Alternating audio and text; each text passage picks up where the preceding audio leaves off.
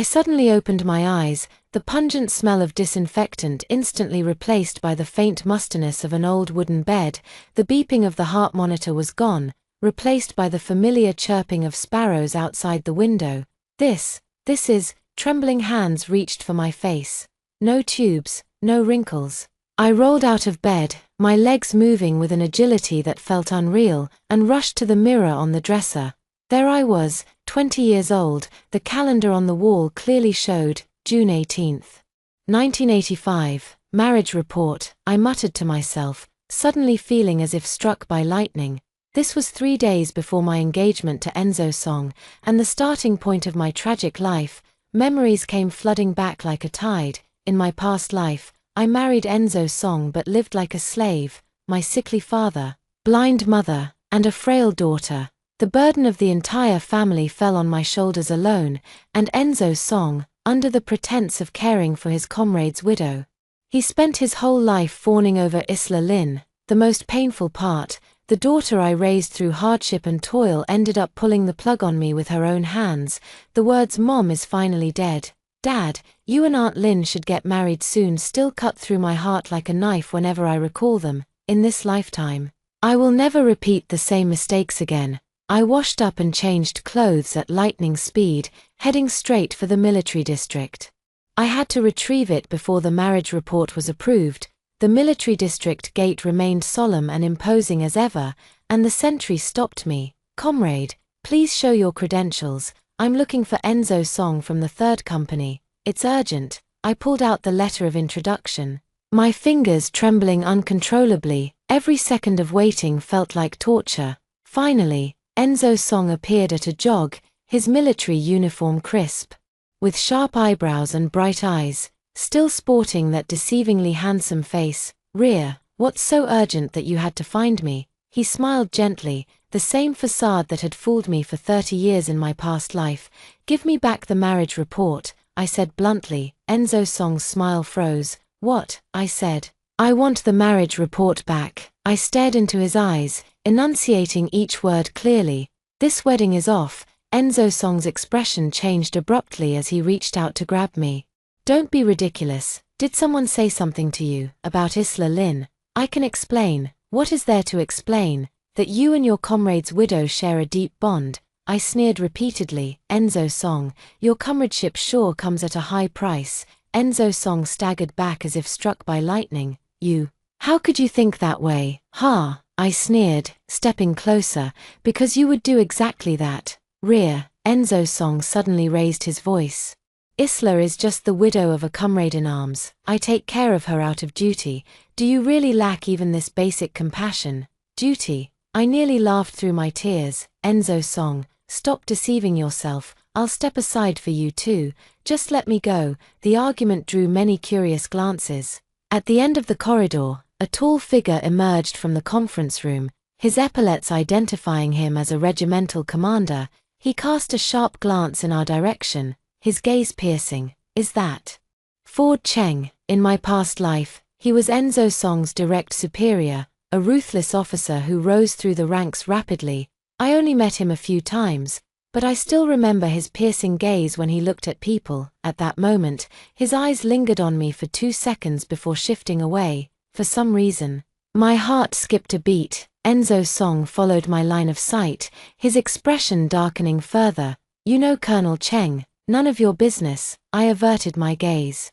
"I must get the marriage report back today." Enzo Song gritted his teeth. "It's already submitted. Can't take it back." "Then withdraw it." I stood my ground. "Otherwise, I won't mind going to the political department to talk about your comradeship with Isla Lin." Enzo Song turned pale. Of course he was afraid. In his previous life, his promotion was blocked precisely because of conduct issues. "All right," he finally relented. "I'll apply to withdraw it today." I turned to leave but paused. "Oh, and tell Isla Lin to pay back the 320 yuan she owes me within 3 days, or I'll go to her workplace to collect it." Enzo Song widened his eyes. "When did she ever borrow money from you?" "Last year when her son was hospitalized. Last month when her house was being renovated." I recounted meticulously. "Do I need to list out every single transaction for you?" The sky was a clear, pristine blue as I left the military district, I took a deep breath. Savoring the first taste of relief after my rebirth, this time, I will live for myself. Clutching the withdrawn marriage report, I stepped out of the military district gate. The summer sun blazed fiercely on my face, yet it left me feeling more clear-headed than ever before. 3 decades of suffering in my past life were finally severed completely at this moment.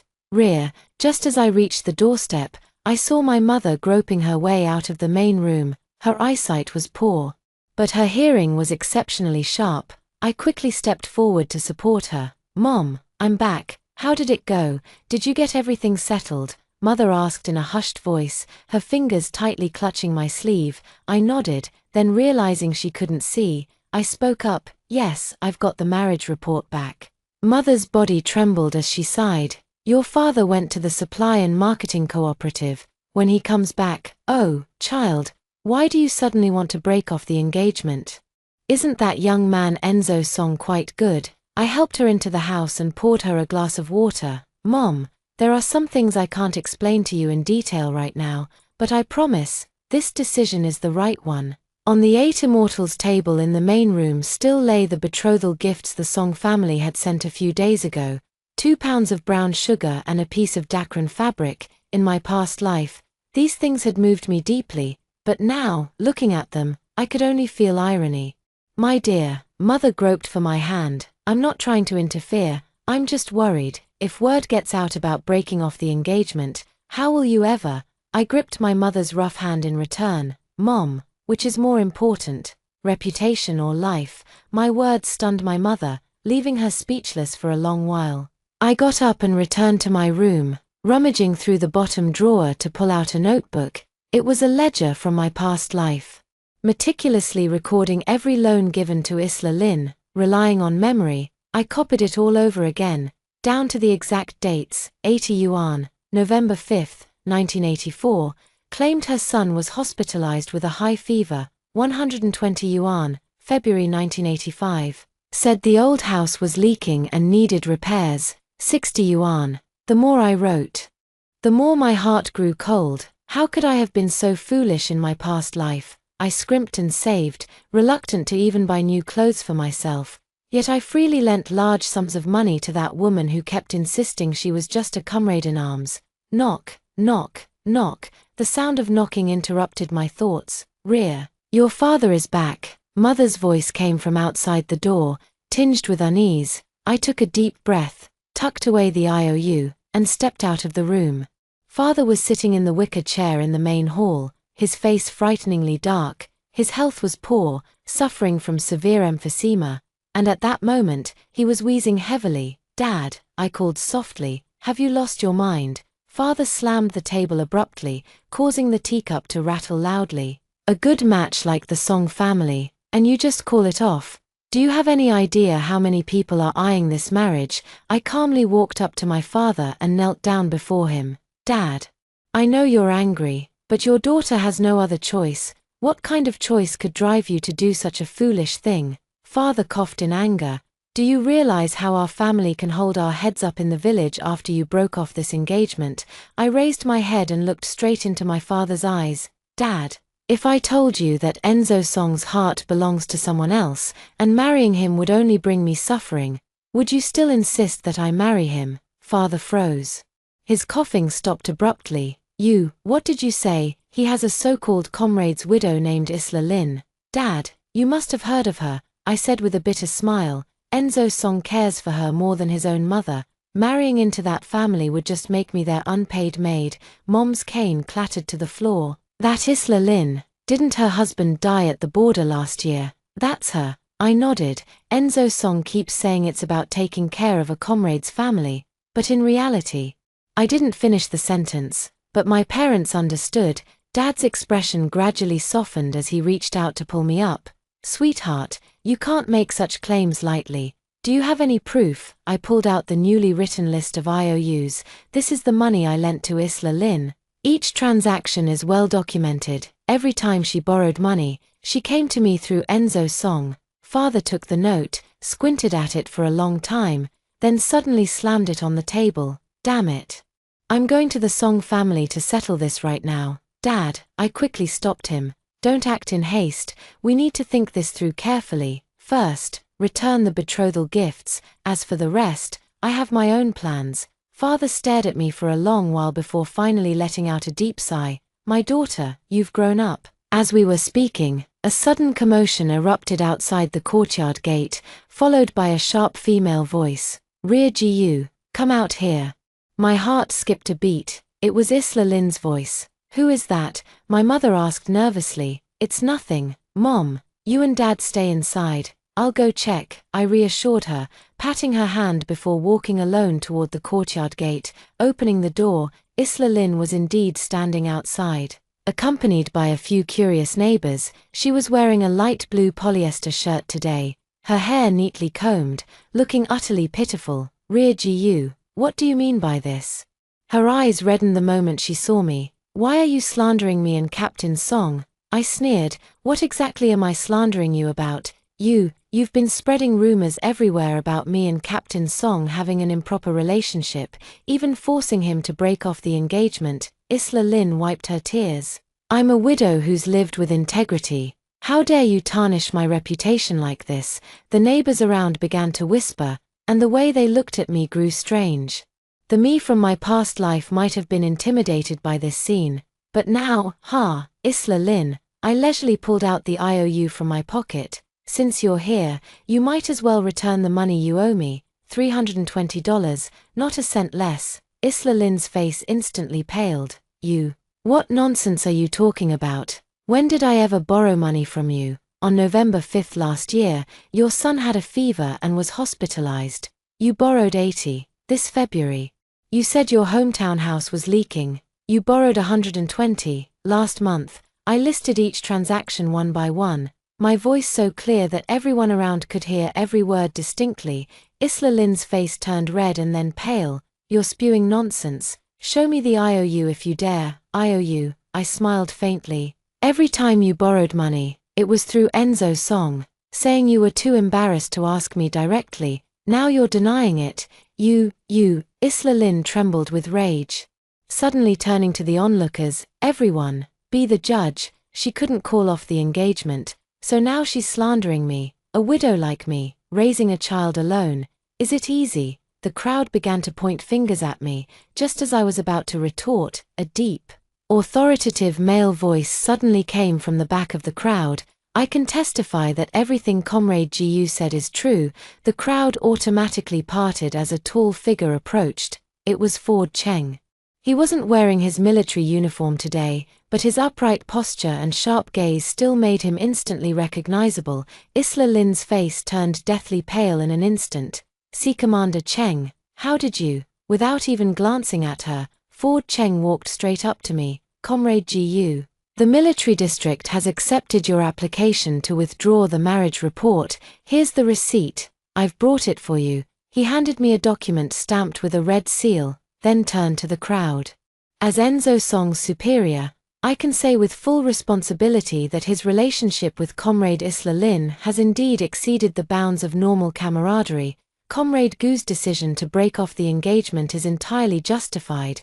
These words exploded like a bomb, leaving Isla Lynn pale and shaken. She opened her mouth as if to defend herself, but in the end, she said nothing and turned to push through the crowd, running away. The neighbors, seeing this, awkwardly dispersed as well. Thank you.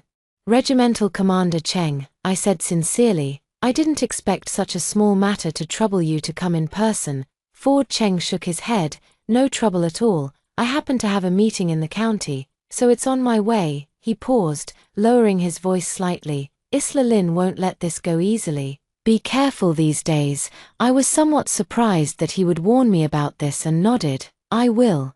Ford Cheng seemed to want to say something more but ultimately just gave a slight nod before turning to leave. Watching his retreating figure, I felt a strange sensation stir in my heart. In my past life, I knew very little about this iron-willed regiment commander, only hearing of his illustrious military achievements and that he never married. Now, it seems he isn't as cold-blooded and ruthless as the rumors made him out to be. Back in the house, my parents eagerly asked about the situation. I gave them a brief account, naturally omitting the part about Ford Cheng. It wasn't the right time to explain yet, sweetheart, this whole mess. My father said anxiously, Isla Lynn definitely won't let it go so easily. Dad, don't worry, I reassured him, we'll cross that bridge when we come to it. Lying in bed at night, I tossed and turned.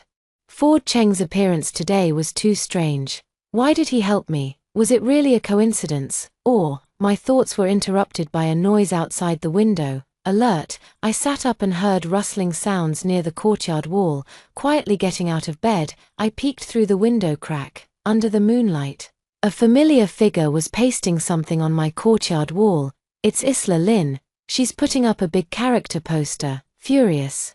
I was about to rush out when suddenly another figure emerged from the shadows and tore down the not yet secured poster.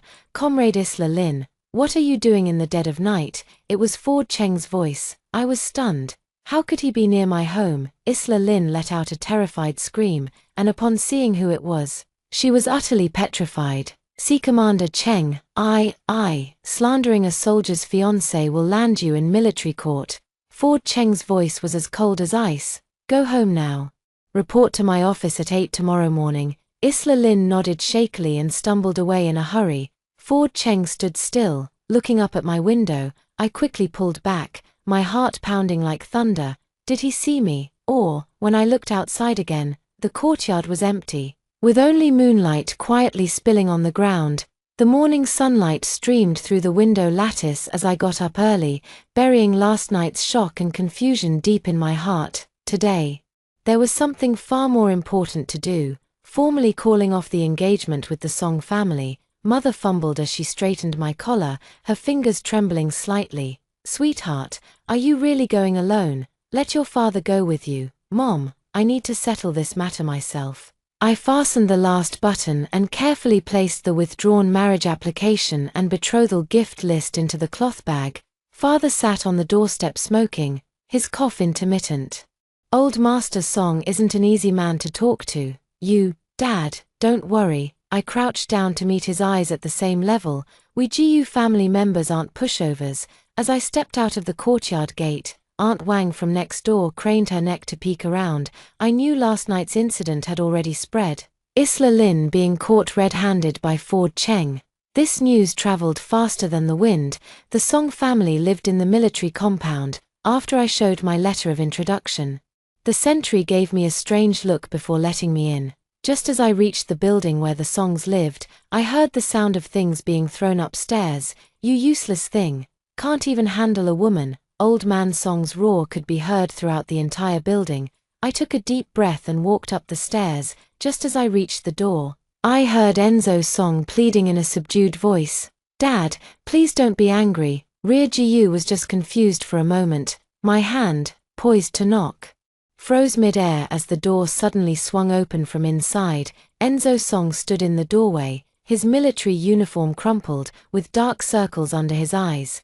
Clearly, he hadn't slept all night. Rear, he froze for a moment before his face lit up with delight.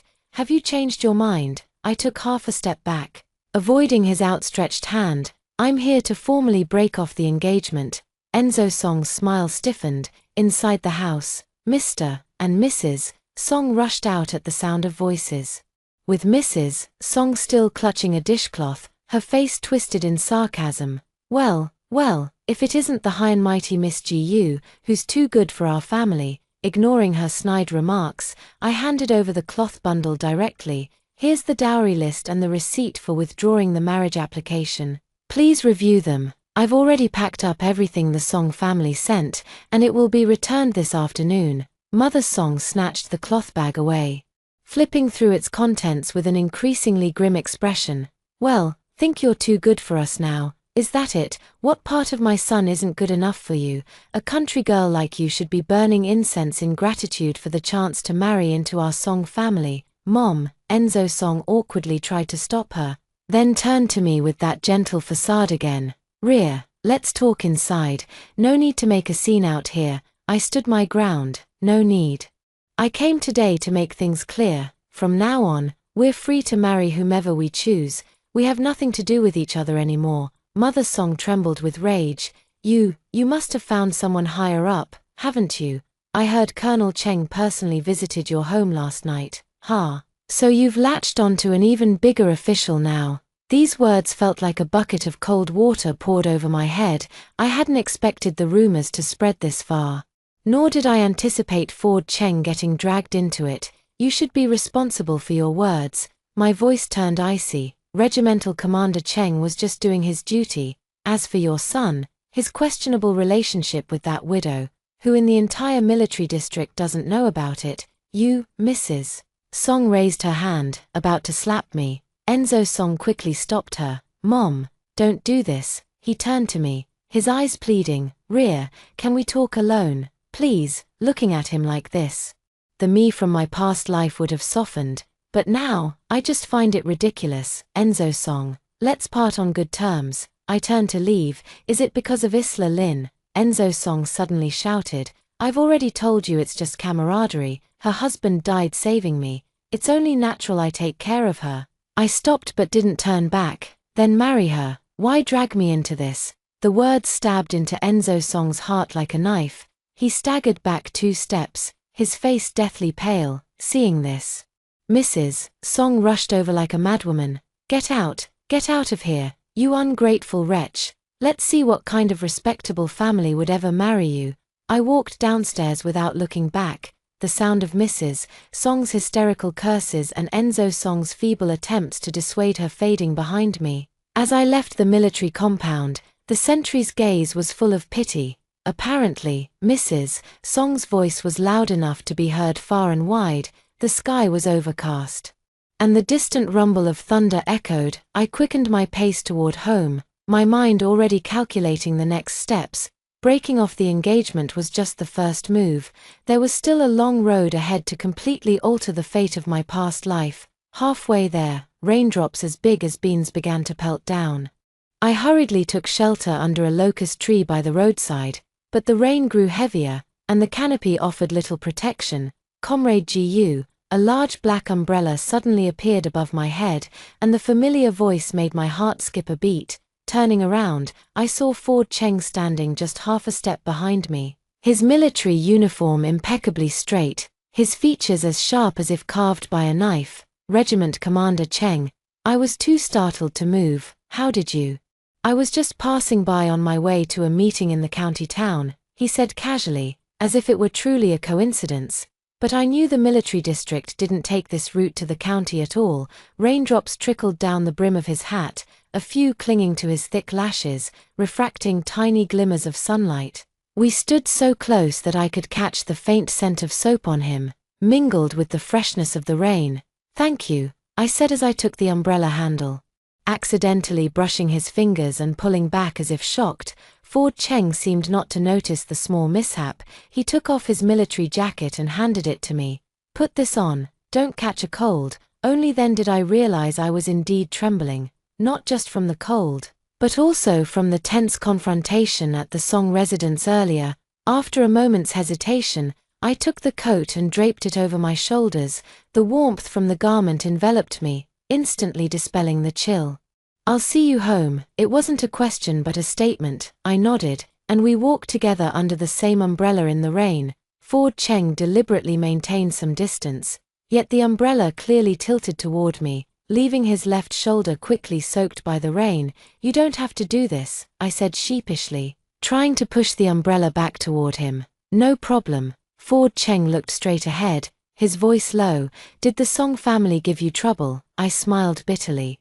It was expected. Do you need me to step in? No need. I shook my head. It's already been resolved. After a moment of silence, Ford Cheng suddenly said, Isla Lin came to see me this morning. My heart tightened. What did she say? She admitted to posting the big character posters and also admitted to borrowing money without repaying. Ford Cheng said calmly, she promised to repay the debt in full within 3 days, on the condition that we don't report it. I looked at him in surprise. Do you believe her? I don't believe it. A faint smile finally appeared at the corner of Ford Cheng's lips. His first today, so I made her sign a written guarantee with her fingerprint. He pulled out a neatly folded paper from his pocket and handed it to me. Unfolding it, I saw it was indeed a repayment guarantee handwritten by Isla Lin, complete with a red fingerprint. My eyes suddenly grew warm. Why are you helping me?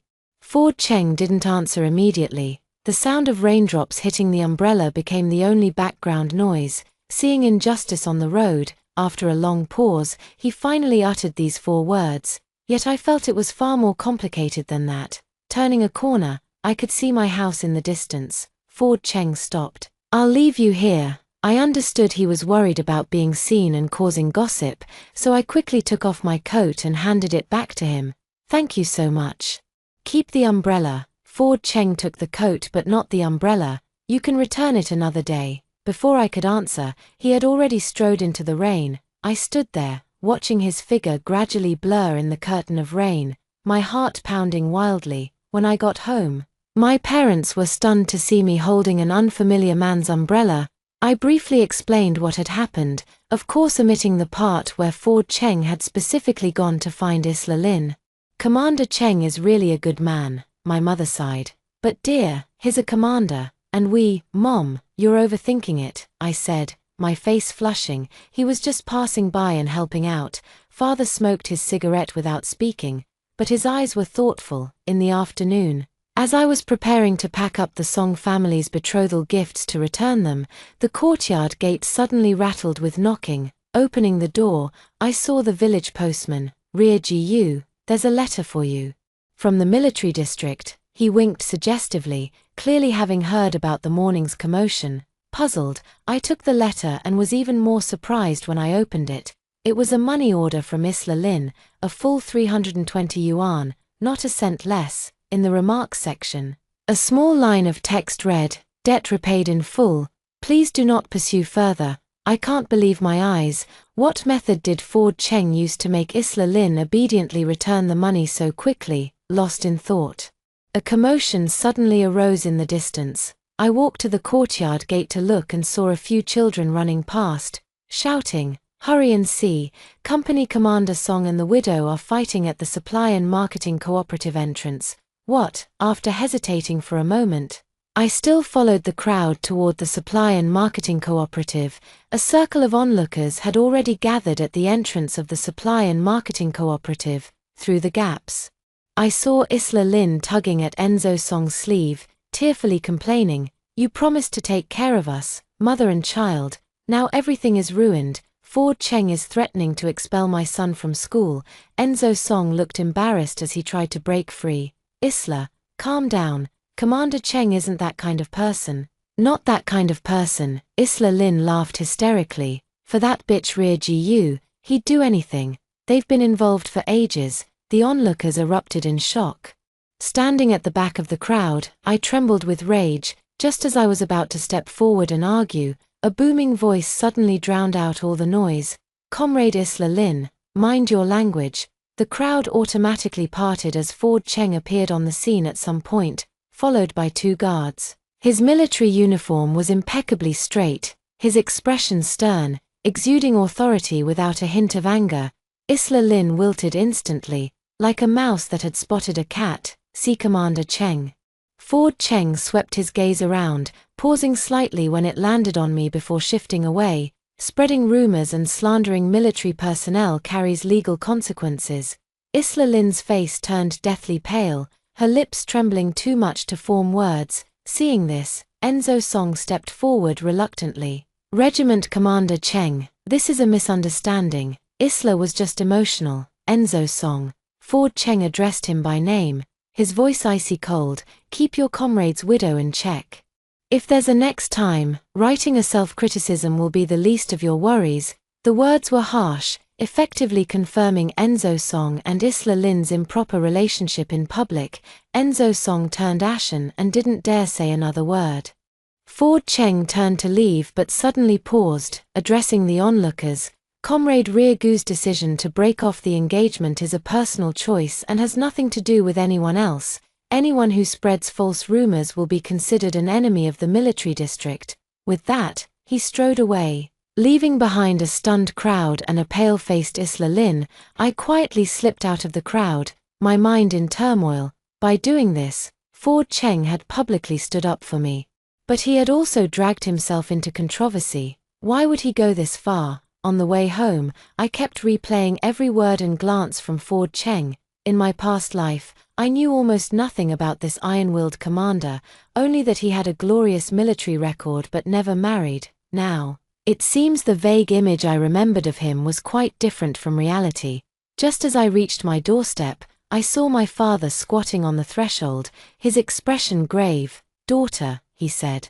"Someone just brought word from the county. Your aunt is ill and wants to see you." Aunt? I was taken aback. In my previous life, my aunt had indeed passed away around this time. Back then, I was preparing for my wedding and couldn't see her one last time, which became a lifelong regret. "Dad, I'll leave first thing tomorrow morning," I said without hesitation. Father nodded, then started coughing again. "Be careful on the road. I heard the county hasn't been peaceful lately, with fugitives on the loose." I was about to say something when I suddenly noticed a familiar black rectangle hanging on the courtyard wall.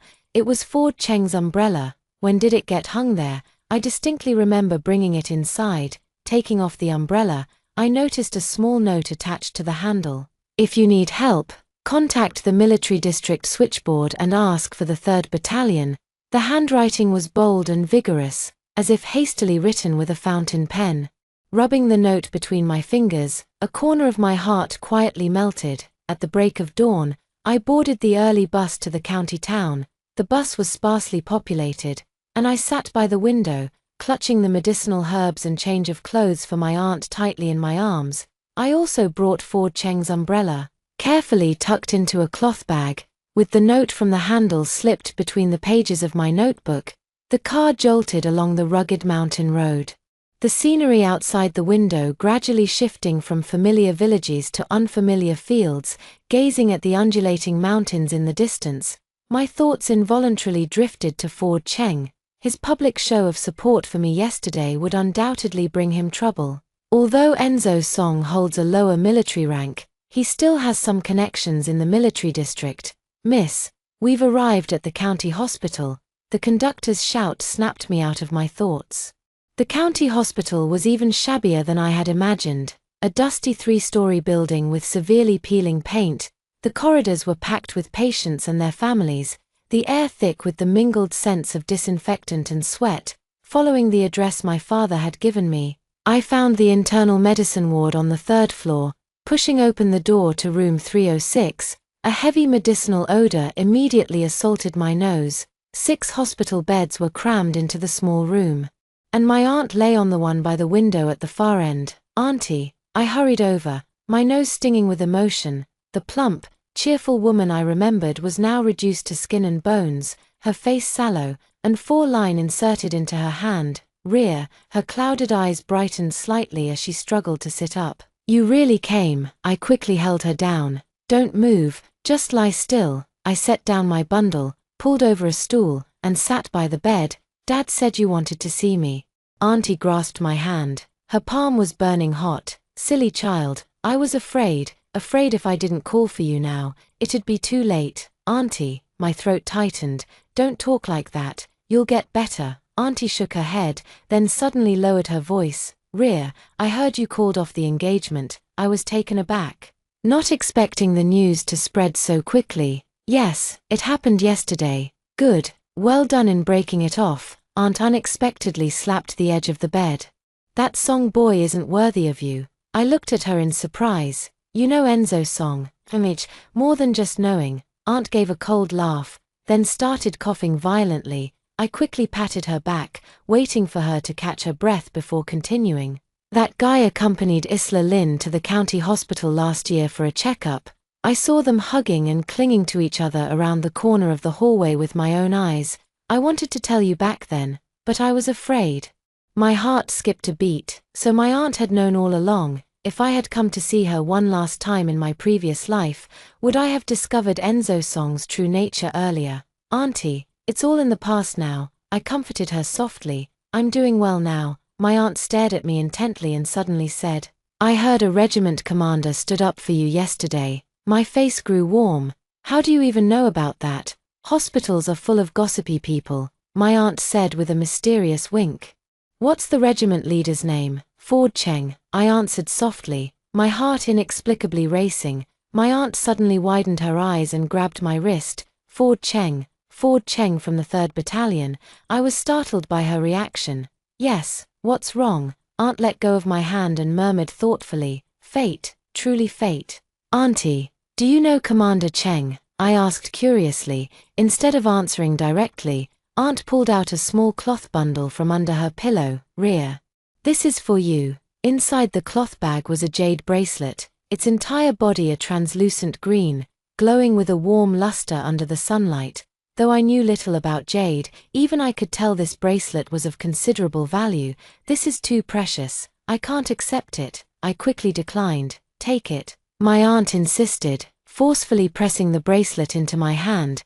This was passed down to me by my mother-in-law, and now I'm passing it to you. Remember, you must wear it at all times. Never take it off. I was about to say more when the hospital room door suddenly swung open, and a nurse walked in. Family of patient in bed 306, please go to the 1st floor to settle the payment. I had no choice but to temporarily put away the jade bracelet. Auntie, I'll be right back. A long line stretched at the payment counter. Standing at the end of the queue, I absent-mindedly pondered my aunt's strange reaction. She seemed to recognize Ford Cheng.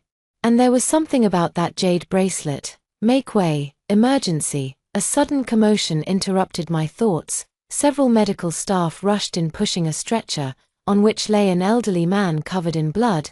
The crowd hastily parted to make way, and as I retreated to the wall, I suddenly spotted a familiar tall figure at the end of the corridor. Ford Cheng. What was he doing here? Dressed in casual clothes, he was speaking with a white-haired elderly military doctor, his expression grave. I instinctively wanted to go over and greet him, but then thought better of it. They seemed to be discussing something important, with the old military doctor visibly agitated, occasionally patting Ford Cheng on the shoulder. After paying the fee, I hesitated about whether to go over and say hello. Just then, Ford Cheng suddenly turned his head, his gaze directly meeting mine. He clearly paused for a moment, then said something to the old military doctor before striding toward me. Comrade Gu, what are you doing here? Ford Cheng frowned slightly, his voice carrying a hint of barely noticeable concern. My aunt is sick. I'm here to take care of her. I looked up at him, sunlight streaming in through the corridor window, casting a golden edge around his resolute profile. Regimental Commander Cheng. How did you? Follow-up appointment, he replied briefly, his gaze falling on the payment slip in my hand. Having trouble with the medical fees? No, I quickly shook my head. It's all taken care of. Ford Cheng nodded, silent for a moment before suddenly asking, you're taking care of the patient alone? Where are you staying at night? I'll just stay in the ward to keep watch. I smiled. It's fine. I used to. Before I could finish, a nurse hurried over. Regiment Commander Cheng, Director Lee asked for you. Said the test results are out. Ford Cheng's expression changed abruptly. After hastily telling me, stay safe, he quickly followed the nurse out. Standing there, I watched his tall, straight figure disappear around the corner of the hallway, my mind filled with questions. Back in the ward, my aunt was already asleep. I quietly set down my things and took out the jade bracelet to examine it closely. In the sunlight, faint patterns seemed to emerge within the jade, resembling some sort of design, but they were too indistinct to make out clearly. That's a mandarin duck, Aunt suddenly spoke, startling me. Are you awake? I put away the jade bracelet. Would you like some water? Aunt shook her head, her eyes fixed intently on the jade bracelet in my hand. Rear, do you know the origin of this bracelet?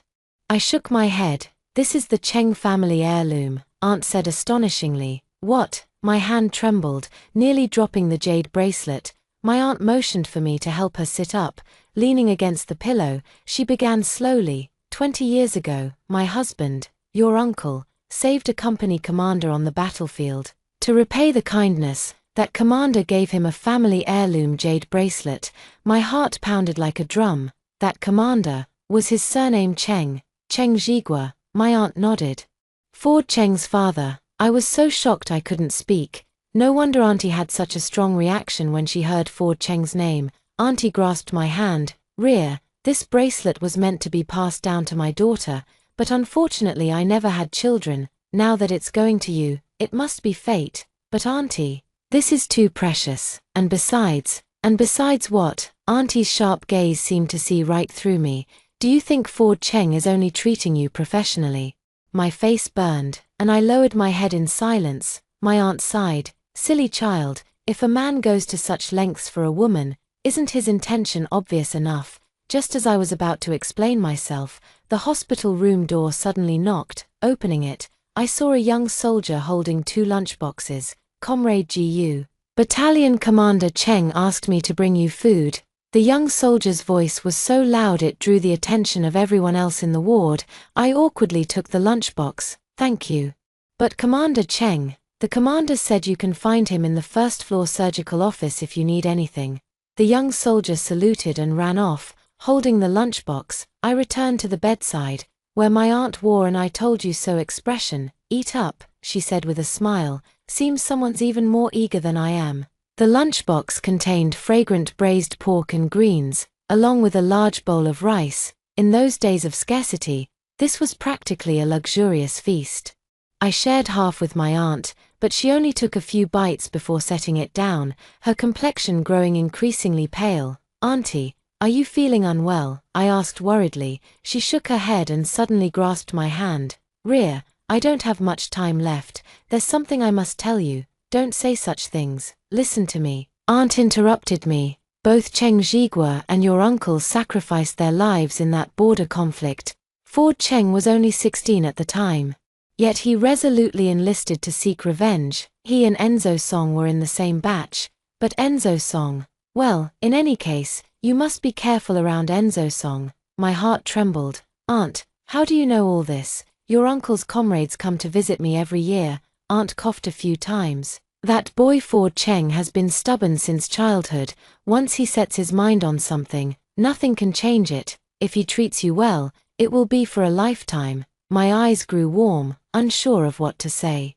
In the evening, my aunt's condition suddenly worsened. Doctors and nurses rushed in to perform emergency treatment, and I was asked to wait in the hallway. Helplessness and fear surged over me like a tide. I crouched in the corner, tears blurring my vision. Ria Gu, a familiar voice sounded above me. I looked up to see Ford Cheng standing before me, his brow furrowed in concern. Captain Cheng, I choked out as I stood up, but my legs had gone numb from crouching too long. And I stumbled forward. Ford Cheng steadied me with a firm, warm grip on my shoulders. Take it easy, speak slowly. What happened? My aunt. The doctors are trying to save her. I stammered incoherently, tears streaming uncontrollably down my face. Ford Cheng's expression changed instantly. He released me and strode toward the nurse's station. I heard him identify himself and demand the hospital's full efforts in her treatment. Moments later, several senior physicians hurried over and entered my aunt's room. Ford Cheng returned to my side and handed me a handkerchief. She'll be all right. I took the handkerchief, which carried a faint scent of soap, much like the smell that lingered on him. As I wiped away my tears, I noticed the bandage wrapped around Ford Cheng's right arm, with traces of blood faintly visible. You're injured, I exclaimed. Ford Cheng calmly pulled down his sleeve. Just a minor wound. Was it from your follow-up appointment? I suddenly remembered him mentioning a hospital visit earlier in the day. He nodded without saying more. We stood side by side in the corridor, waiting in silence. After what felt like an eternity, the door to the ward finally opened, and the attending physician stepped out. She's stable for now, but the situation isn't optimistic. The doctor removed his mask. The elderly patient's organs are failing. I'm afraid the family should prepare themselves. My legs went weak, and Ford Cheng swiftly steadied me. Thank you, doctor. Please use the best medication available. The doctor nodded and left. Ford Cheng turned to me. You can't stay here alone tonight. I'll make arrangements. No need, I said hastily. I can manage. Really, you're still injured. You should go back and rest. Ford Cheng stared at me intently and suddenly said, You're wearing the jade bracelet. I was taken aback and looked down at my wrist, only then realizing I had somehow put on the jade bracelet without noticing. The emerald green jade contrasted beautifully against my fair wrist. Aunt gave it to me, said it was. I hesitated for a moment, Said it was the Cheng family heirloom. Ford Cheng's eyes instantly grew complex. He gently touched the jade bracelet and said in a low voice, "This belonged to my father." "You knew?" I asked in surprise. "Yes." Ford Cheng withdrew his hand. "Director Lee told me you were here and also mentioned your aunt's identity. So that was it." No wonder he had suddenly appeared outside the ward. "Regiment Commander Cheng, this bracelet is too precious. I really shouldn't keep it on." Ford Cheng interrupted me. "It suits you well." Our eyes met, and a peculiar understanding flowed between us in the air. Just then, a weak call came from the hospital room. "Rear." I hurried inside, and Ford Cheng followed. When my aunt saw us entering one after the other, especially noticing the jade bracelet on my wrist, a relieved smile appeared on her face. "Regiment Commander Cheng," the aunt whispered weakly. Ford Cheng stepped forward and crouched by the bedside. "Auntie, I'm here. Take good care of her," the aunt said with difficulty. "This girl is stubborn." Ford Cheng nodded solemnly. "Don't worry." My aunt looked at me again, her gaze gradually growing unfocused. "Rear, be happy." "Auntie, auntie." I grasped her hand, only to feel the warmth slowly slipping away. Doctors and nurses rushed in once more to resuscitate her, but this time, my aunt never woke up again. At 3:27 in the morning, my dearest aunt closed her eyes forever. I knelt by the bedside, weeping uncontrollably. Ford Cheng stood silently behind me, steady as a mountain. The day broke, and Ford Cheng helped me handle all the funeral arrangements and even contacted the mortuary. I followed him around like a puppet, my tears already dried up. "I'll take you home," Ford Cheng said to me after completing all the formalities. I shook my head. "I have to wait for my father to come. He's been notified and will arrive this afternoon." Ford Cheng checked his watch. "Right now, you need to rest." He took me to a small guest house near the hospital and booked a room. Dazed, I followed him upstairs, only snapping back to my senses when he pressed me down to sit on the edge of the bed. "Get some sleep." Ford Cheng handed me a cup of warm water. "I'll be next door.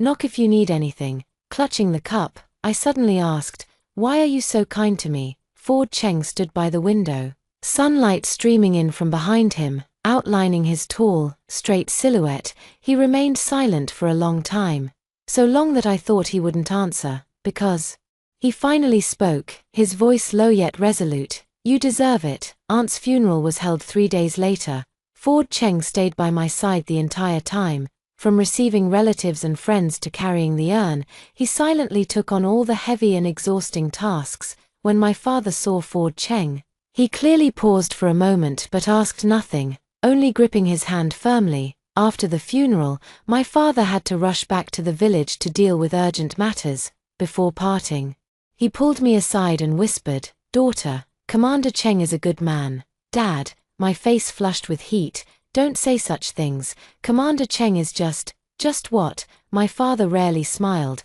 "A high-ranking commander like him, putting aside his work to accompany you for 3 days. What does he want?" I lowered my head in silence, the jade bracelet on my wrist glowing softly in the sunlight. Father sighed. "Rear, your aunt called me before she left and told me some things. If Captain Cheng is truly sincere, don't push him away. Let bygones be bygones." After seeing my father off, I stood dazed at the guesthouse entrance. Over the past 3 days, I had barely slept, and now I was utterly exhausted, yet unsure where to go. Back to the village. It was filled with gossip about my broken engagement. Stay in the county town. With my aunt gone, I didn't even have a place to stay. "Comrade Gu," Ford Cheng's voice came from behind me. I turned to see him holding car keys. His military uniform impeccably neat, though faint dark circles under his eyes betrayed his lack of rest. "I'll take you back," he said. I shook my head. "No need, I can take the bus myself." "Not back to the village," Ford Cheng interrupted me. "To the military district." I froze. "The military district? Ford Cheng nodded. "I've applied for temporary accommodation for you in the military family quarters. You can stay there until you find a new job." I widened my eyes. Is this appropriate?" "It is." Ford Cheng's tone left no room for argument. "Isla Lin is still in the village. It's not safe for you to go back." Thinking of Isla Lin's underhanded tactics, I was indeed still shaken. But moving into the military quarters, Would it cause trouble for Ford Cheng? Seeming to notice my hesitation, Ford Cheng added, "It's applied for under the status of a military family orphan. The paperwork is complete, and no one will gossip, a military family orphan."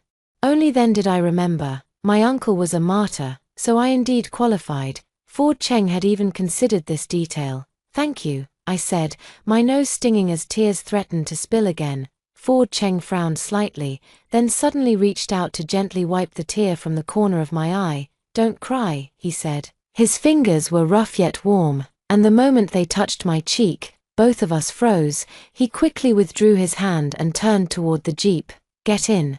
The military district was even larger than I had imagined. High walls, iron fences, and sentries standing guard everywhere exuded solemnity and dignity. Ford Cheng's car passed through without any hindrance and finally stopped in front of a row of red brick bungalows. "This is it," he said, leading me into the one at the far end. "The conditions are simple, but all the basic necessities are here." The room was small but clean and tidy. There was a bed, a wardrobe, a desk, and a chair. A potted plant on the windowsill even added a touch of vitality to the space. "It's really good, truly," I said sincerely. "Compared to the earthen houses in the village, this place was practically heaven." Ford Cheng nodded. "The canteen is to the east, serving meals at 6, 11, and 17 o'clock daily. The bathhouse is at the west end, with the women's section open on Wednesdays and Saturdays." He explained everything in meticulous detail. Like a worried old father, I couldn't help but laugh. "Regiment Commander Cheng, you don't seem like someone leading troops, more like managing logistics." Ford Cheng paused, a slight smile curling at the corner of his mouth. "Get some rest. If you need anything, come find me at the 3rd Battalion." He turned to leave when I suddenly remembered something. "Wait, your umbrella." I quickly took out the black umbrella from my bundle. Ford Cheng took the umbrella, his gaze falling on the jade bracelet on my wrist, getting used to wearing it. "Ah," I instinctively touched the bracelet. "It's fine. Just worried I might damage it." "Won't happen." Ford Cheng smiled unusually. "It's sturdier than you think." With these words, he turned and walked away, his back as straight as a pine tree.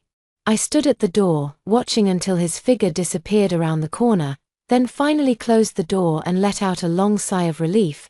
The days that followed were unusually quiet. Apart from going to the cafeteria for meals, I hardly left my room. Ford Cheng didn't appear again, but I kept hearing news about him from others. "Commander Cheng is ruthless with his troops. They trained until midnight again yesterday." I heard the 3rd Battalion is competing in the military district's contest, and Commander Cheng is personally leading their training. Regiment Commander Cheng ate in the cafeteria today and polished off 5 steamed buns all by himself.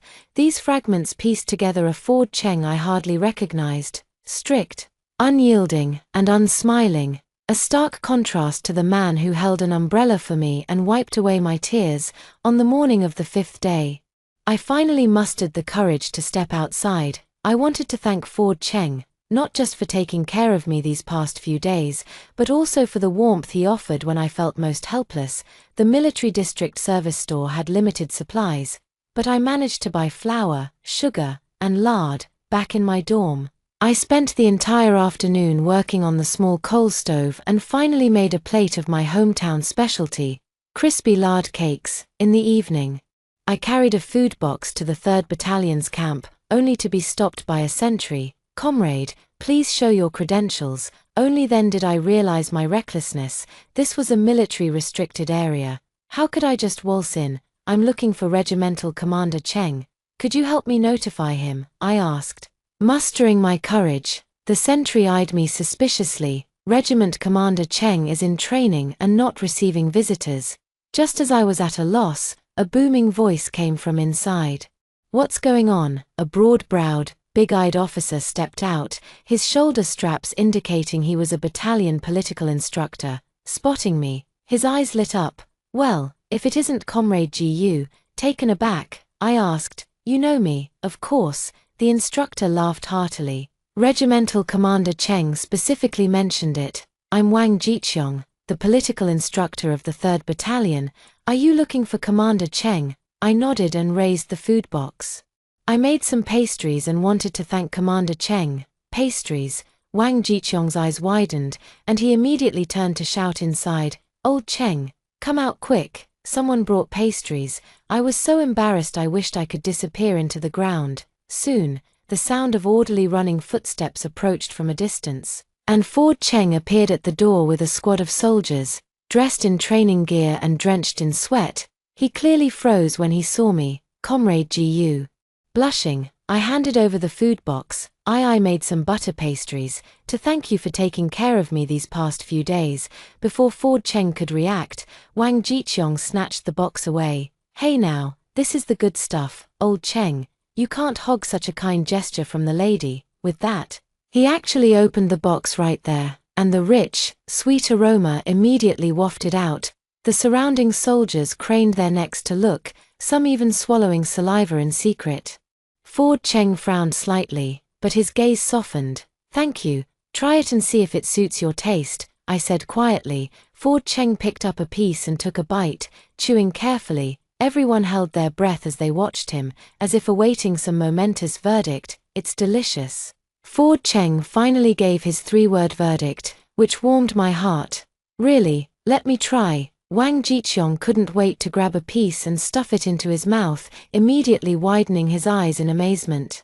"Wow, this is incredibly delicious, Comrade Gu. Your skills are out of this world." The other soldiers were eager to try as well, but hesitated due to Ford Cheng's presence. Ford Cheng glanced at them, then at me, and suddenly said, "Come on over, one piece each." The soldiers cheered and instantly surrounded me. The food box was emptied in no time, with everyone chiming in with praise. "Sister-in-law, your cooking is amazing. Commander Cheng is a lucky man.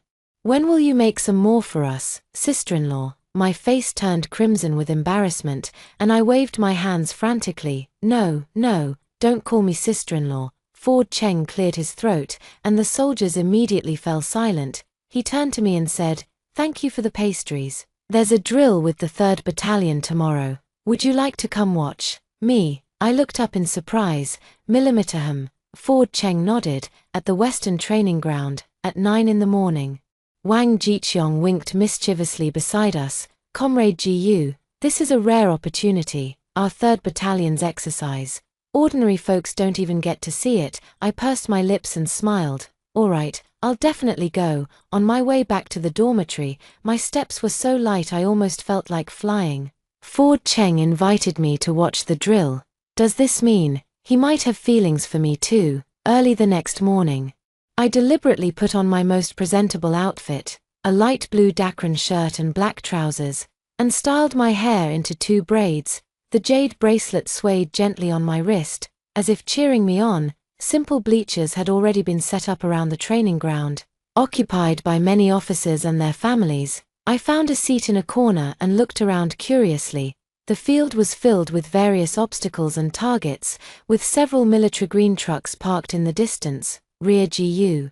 A sharp female voice suddenly came from behind me. I turned around to see Isla Lin standing there, dressed in a flamboyant floral dress, her face caked with thick makeup. "What are you doing here?" I instinctively tensed up. Isla Lin sneered, "Shouldn't I be the one asking you that, a country girl who got dumped? How dare you come watch the drill?" People around us were already starting to stare. Suppressing my anger, I said, "Isla Lin, this isn't the place to cause trouble." "Oh, so now you're pretending to be civilized." Isla Lin raised her voice. "Everyone, be the judge.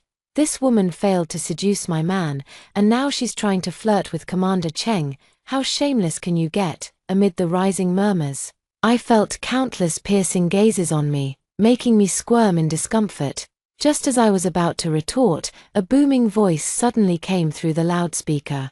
"The drill is about to begin. All non-essential personnel, please leave the area." It was Ford Cheng's voice. I looked up toward the podium and saw him standing there in his crisp military uniform, holding the loudspeaker, his sharp eyes fixed in our direction. Isla Lin shot me an unwilling glare before swaying her hips toward the family section. I breathed a sigh of relief, only to hear the loudspeaker blare again. "Comrade Rear Gu, please come to the podium." The entire venue erupted in murmurs. I froze in place, unable to believe my ears. It wasn't until a young soldier ran over to guide me that I snapped out of my daze and walked toward the podium under the watchful eyes of the crowd. Ford Cheng stood waiting for me on the steps, his expression grave. Nervously, I approached him. "Regimental Commander Cheng, sit here." Ford Cheng pointed to the empty seat beside him, his voice quiet but clear enough for those nearby to hear. "You'll have a better view." I sat down, flattered yet nervous, my heart pounding like a drum. The stage was filled with high-ranking officers, and as a civilian among them, I felt utterly out of place. Ford Cheng seemed to sense my unease and whispered, "Focus on the drill." At the sound of the command, the exercise officially began. The soldiers moved like tigers descending a mountain, scaling walls, crossing trenches, firing with precision, each action crisp and exhilarating. Ford Cheng occasionally raised his binoculars to observe and issued brief commands over the walkie-talkie. "Third platoon, watch the flanks. Second platoon, pick up the pace. Good, well done." His focused demeanor was particularly captivating, the heroic air between his brows making it impossible to look away. I secretly glanced at his resolute profile and suddenly understood why the soldiers held him in such high regard. This innate leadership quality couldn't be faked. Halfway through the drill, an unexpected incident occurred. A truck suddenly lost control while passing through an obstacle and veered toward the spectator stands. The crowd immediately panicked, with screams erupting everywhere. At the critical moment, Ford Cheng dashed down from the podium and shouted into his walkie-talkie, "Third company, intercept now." Several soldiers lunged forward and managed to stop the out-of-control truck with their own bodies, with the crisis averted.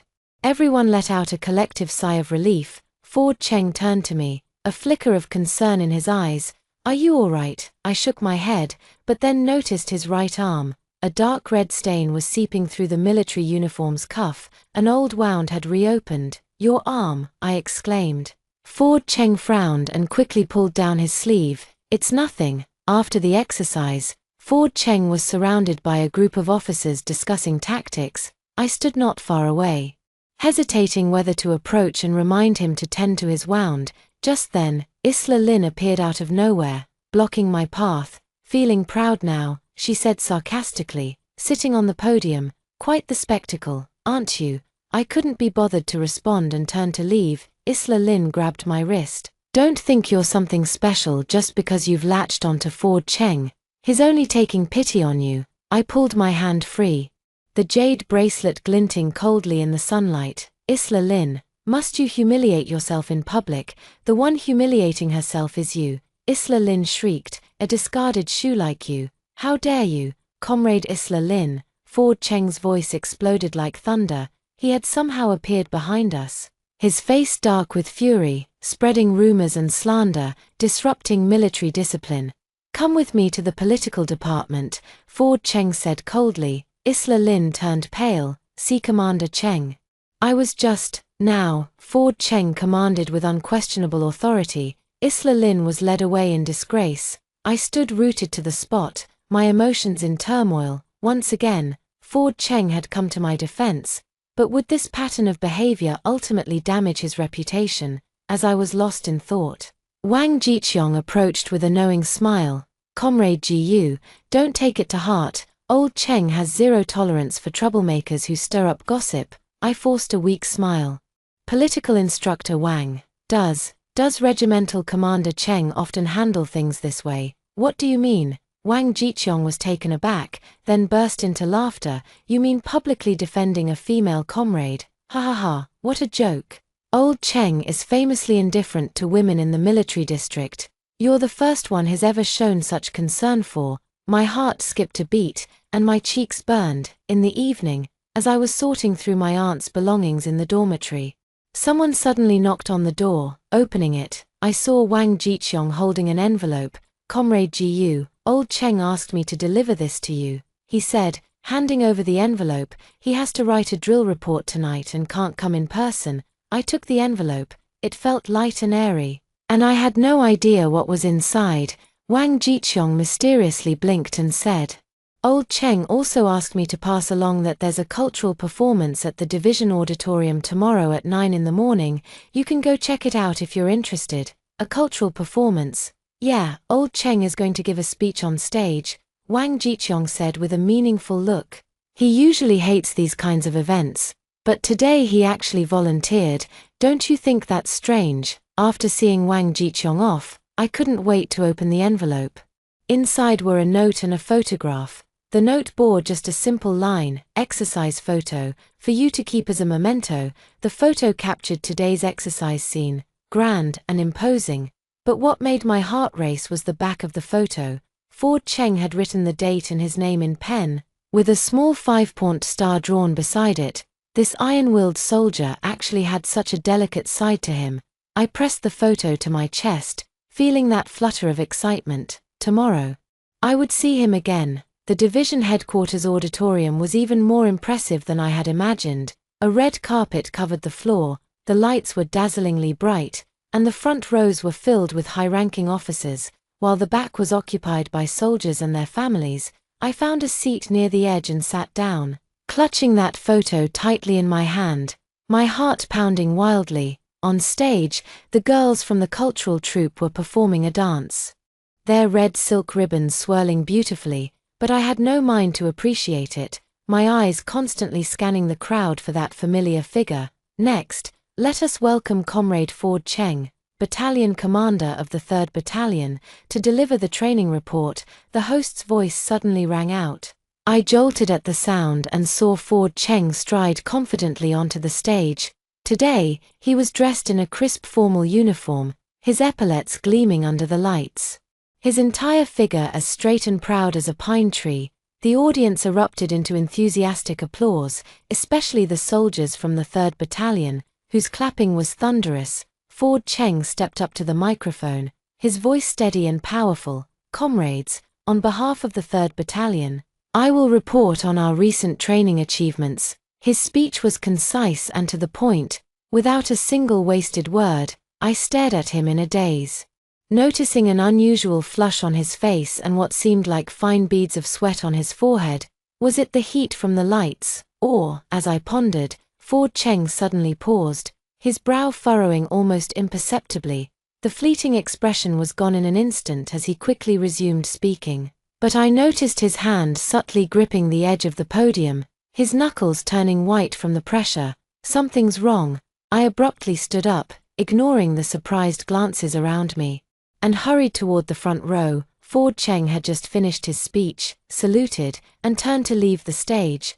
But his steps were unsteady. I pushed through the crowd and stopped Wang Jiqiong at the backstage entrance. Instructor Wang, is Commander Cheng ill? Wang Jiqiong looked surprised. How did you know? Old Cheng started running a fever last night. The medic said it's an infected wound and told him to rest in bed, but this stubborn mule insisted on coming. Before he could finish, I rushed straight into the backstage. Ford Cheng was sitting on a bench, head lowered, with a medic speaking beside him. Hearing the footsteps, he looked up and visibly froze when he saw me. Comrade Gu. His voice was hoarser than usual. I rushed to him in a few quick steps and, without a word, reached out to touch his forehead. It was frighteningly hot. You're burning up like this and still came to the performance. I was both anxious and angry, my voice trembling.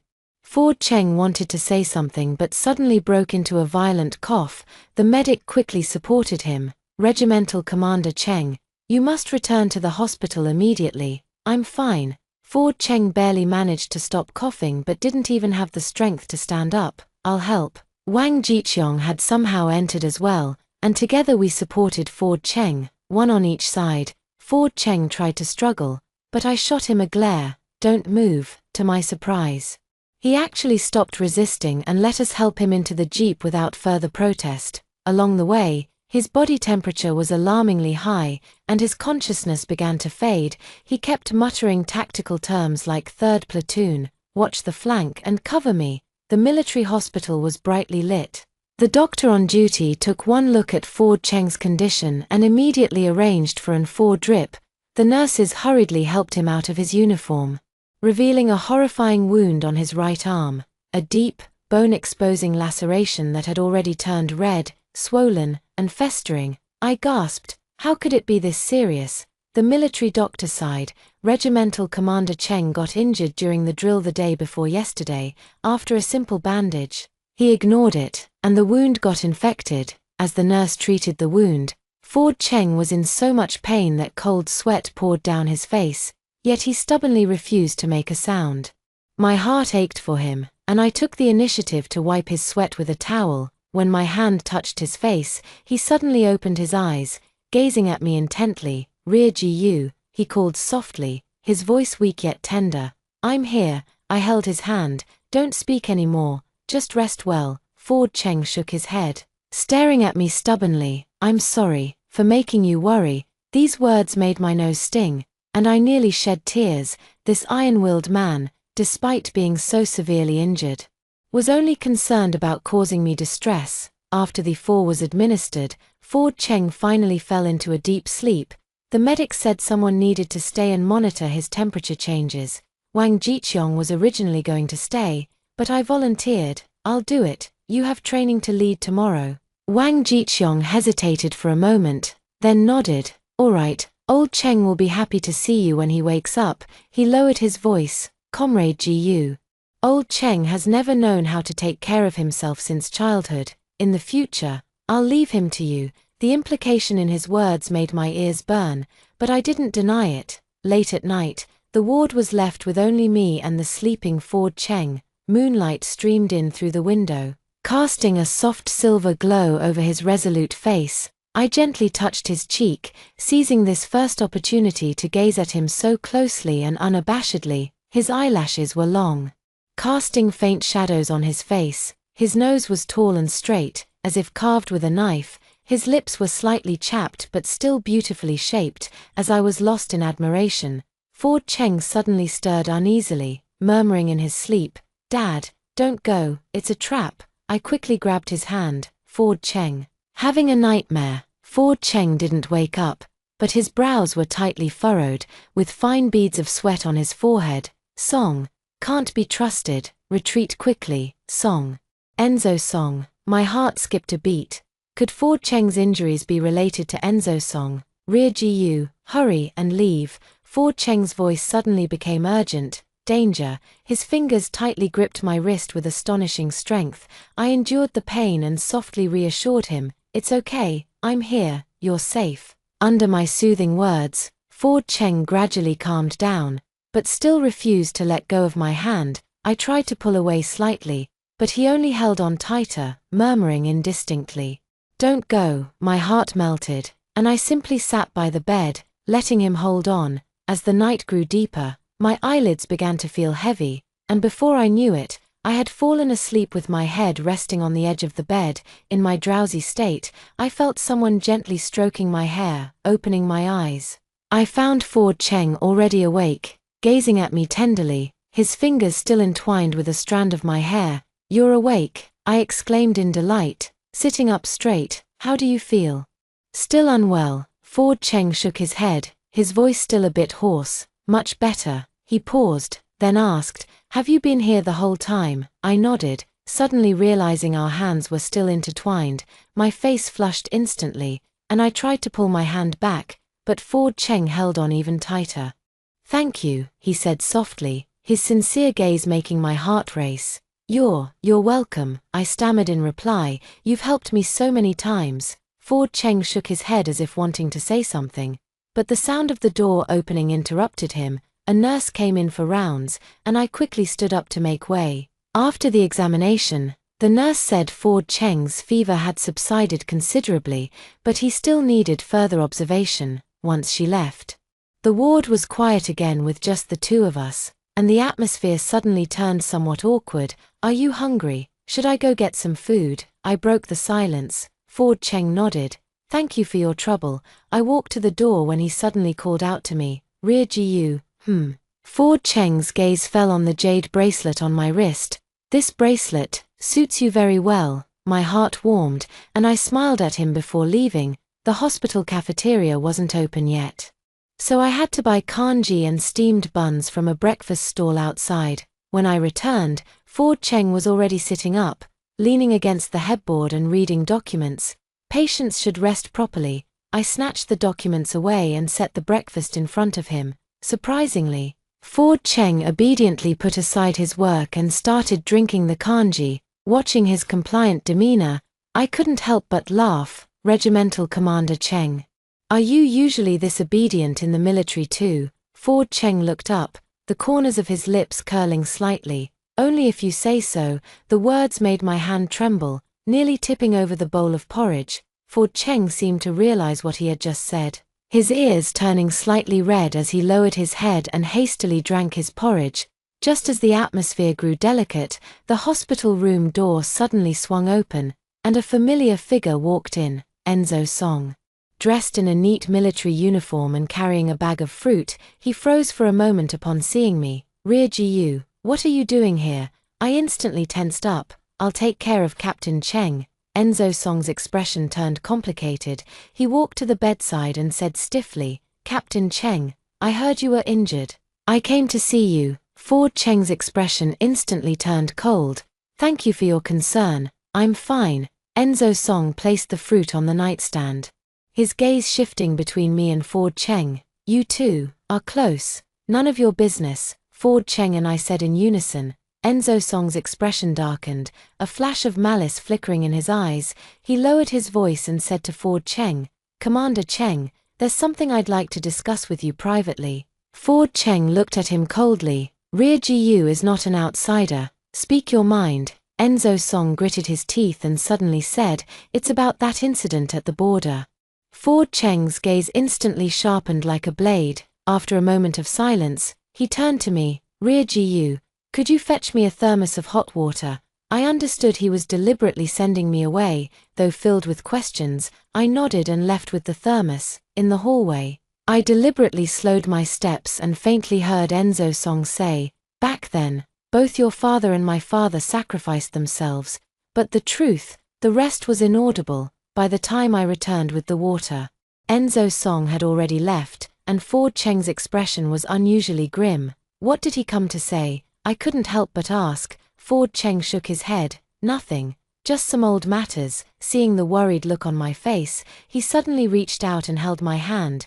Don't worry, I won't let him hurt you. Does this? He referred to Enzo Song. What exactly is the grudge between them? My mind was full of questions, but seeing how exhausted Ford Cheng looked, I couldn't bear to press further. At noon, the doctor came for rounds and said Ford Cheng was recovering well and could be discharged after one more day of observation.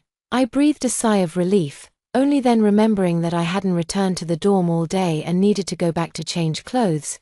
Take good rest, I'll come back to see you later. I packed my things and prepared to leave. Ford Cheng suddenly said, Wait. He took out a craft paper bag from the bedside drawer. This is for you. Curious. I opened it and found a stack of fabric ration coupons and a note inside. The note read, I heard you want to open a tailor shop. These might come in handy. I looked at him in shock. How did you know I wanted to?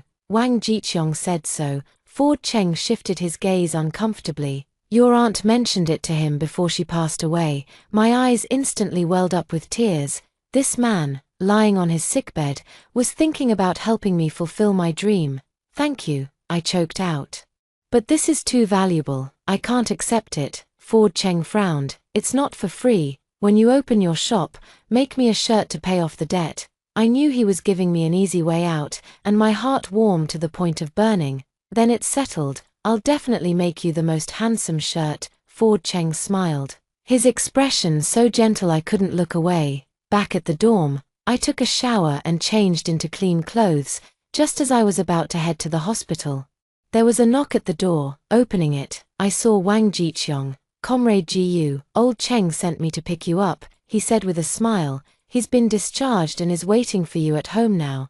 Discharge? Didn't the doctor say he needed another day of observation? Wang Jiqiong shrugged. Who could stop him? He said he had something important to discuss with you. My heart skipped a beat, and I quickly packed up before following Wang Jiqiong. Ford Cheng's residence was a small bungalow in the military family compound, simple but tidy. When I entered, he was sitting at his desk writing something. Upon seeing me, he immediately stood up to greet me. Why don't you rest a bit more? I couldn't help but chide. Ford Cheng motioned for me to sit down, his expression somewhat grave. Gu, there's something I must tell you. I looked at him nervously. What is it? Ford Cheng took a deep breath. About Enzo Song, and also the matter concerning my father and your uncle. My heart trembled. Was the past aunt mentioned on her deathbed finally about to be revealed? Ford Cheng's gaze fell on the jade bracelet on my wrist. This bracelet was left by my father for your uncle. Back then at the border, your uncle saved my father's life. I gently stroked the jade bracelet, waiting for him to continue. But in the end, neither of them made it back. Ford Cheng's voice was low. Because someone betrayed them. Who is it? My voice trembled. Ford Cheng's eyes turned icy. Enzo Song's father. I gasped sharply. So you and Enzo Song, not a personal grudge. Ford Cheng shook his head.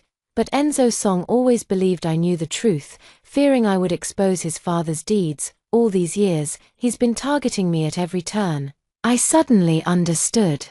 So the reason you helped me was also because, at first, yes, Ford Cheng admitted frankly, I knew you were the Gu family's daughter and wanted to repay your father's kindness, but later, he paused, his gaze softening. Later, it wasn't about that anymore. My heart skipped a beat. Then why? Ford Cheng didn't answer directly. Instead, he took out a metal box from the drawer, opened it, and handed it to me. Inside were neatly kept the wrapping paper from the butter cookies I made, the thank you notes I wrote to him, and the ticket stubs from the cultural performance. These, I've kept them all. Ford Cheng's voice was as light as a feather. Gu, I've never done this for anyone before. Tears welled up in my eyes as all my questions found their answers. This man was expressing his feelings in the most awkward yet sincere way possible. Ford Cheng. I mustered my courage and looked straight into his eyes. Can I hug you? Ford Cheng froze for a moment, then opened his arms wide. I threw myself into his embrace, feeling the strong rhythm of his heartbeat. His arms were warm and secure, like a long drifting ship finally finding its harbor. Gu, Ford Cheng whispered softly in my ear, I want to file a relationship report. I looked up at his earnest expression and nodded with a smile. Okay. At this moment, all the past grievances vanished like smoke. I knew a new chapter of life, a true beginning, had finally arrived. On the third day after submitting the relationship report, the entire military district knew about Ford Cheng and me being together. Unexpectedly, almost everyone was happy about it. Whenever soldiers from the 3rd Battalion saw me, they would cheerfully call me sister-in-law. And even the division leaders would nod kindly when they ran into me. That afternoon, I was sewing a shirt in the dormitory, made from navy blue cotton fabric bought with the fabric coupons Ford Cheng had given me. Fulfilling my promise to him, the stitches were fine and even, with special treatments on the collar and cuffs to ensure comfort and crispness when worn. Is Comrade Gu here? Wang Jiqiong's resonant voice came from outside the door. I put down my needlework and went to open the door, only to see Wang Jiqiong standing there with a mysterious smile on his face. Old Cheng sent me to fetch you, said there's something important. What is it? I asked while picking up my coat. Wang Jiqiong winked mischievously. You'll know when you get there. Ford Cheng's jeep was parked downstairs, with Wang Jiqiong personally driving. After winding through several turns, they arrived at a clearing behind the military district's mountain. The view here was expansive, offering a panoramic overlook of the entire camp, with the setting sun casting a golden hue over everything.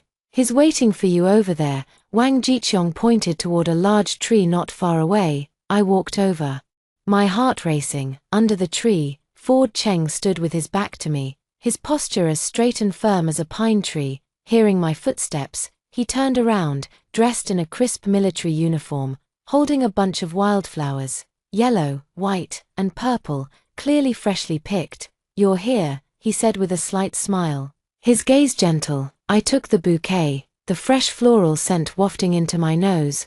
What made you suddenly think of bringing me here? Ford Cheng didn't answer immediately.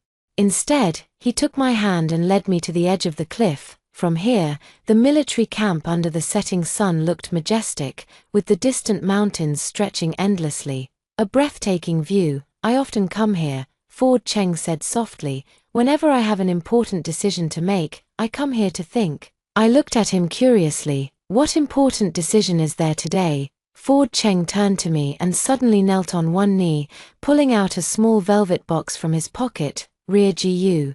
Marry me. The box opened to reveal a gold ring, simple and elegant in design, gleaming in the sunset. I covered my mouth as tears instantly welled up in my eyes.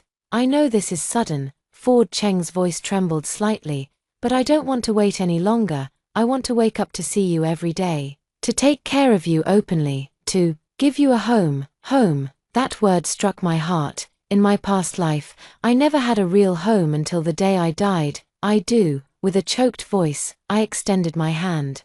I truly do. Ford Cheng carefully slid the ring onto my finger, then stood up and held me tightly in his arms. His heartbeat was rapid and strong, transmitting through his military uniform, filling me with an indescribable sense of security.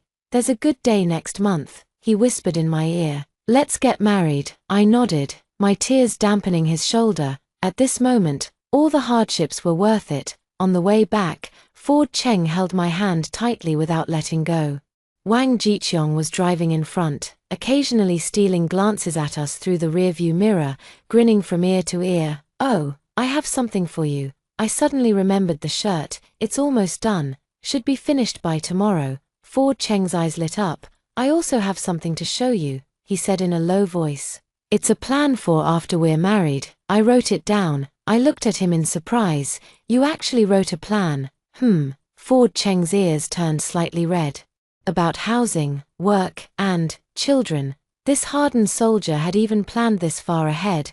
My heart felt as sweet as honey, and I couldn't help but lean against his shoulder. However, the blissful atmosphere was shattered when we returned to the military base gate. A messenger rushed over. Regiment Commander Cheng. Urgent military orders. The division commander wants you at headquarters immediately. Ford Cheng's expression changed, and he said apologetically, "You go back first." "I'll be right there." I nodded and watched him stride away. Wang Jiqiong walked me back to the dormitory, comforting me. "Don't worry, it might just be a routine drill," but my gut told me it wasn't that simple. The wait lasted until midnight. I sat by the bed, the finished shirt neatly folded on my lap.